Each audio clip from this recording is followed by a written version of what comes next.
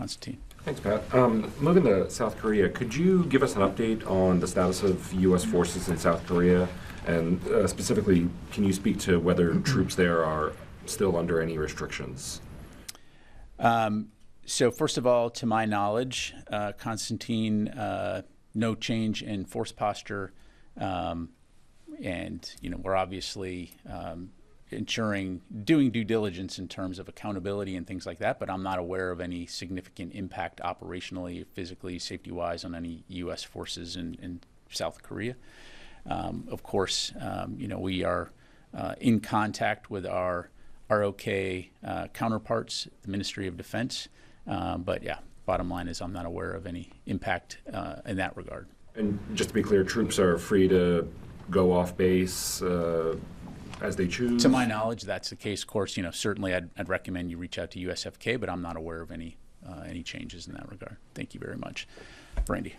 No. Thank you, Pat. On the new counter-unmanned strategy, how long was that in the making, and was it prompted by the sort of recent increasing reports of incursions over U.S. military bases, both abroad and in the States? Thanks, Brandy. I don't have a specific time frame to give you other than to say that this has been, I'm confident that this has been work that's been going on for some time. I mean, if you go, you've been following this very closely.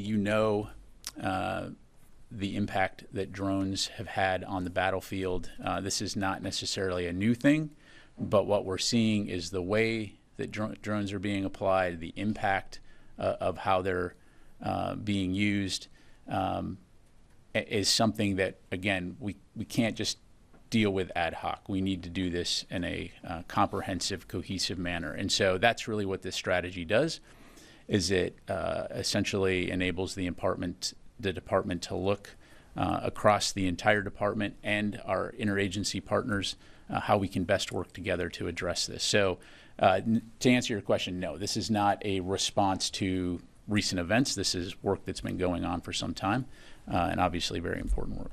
Do you have any new information about progress that's been made between the U.S. and U.K. militaries getting to the bottom of those previous incursions, and have there been any more? Yeah, I don't have any updates to pass along from the podium here, Brandy. I'd recommend you call U.S. Air Forces in Europe or the U.K. Ministry of Defense. Thanks. Fadi. Thank you.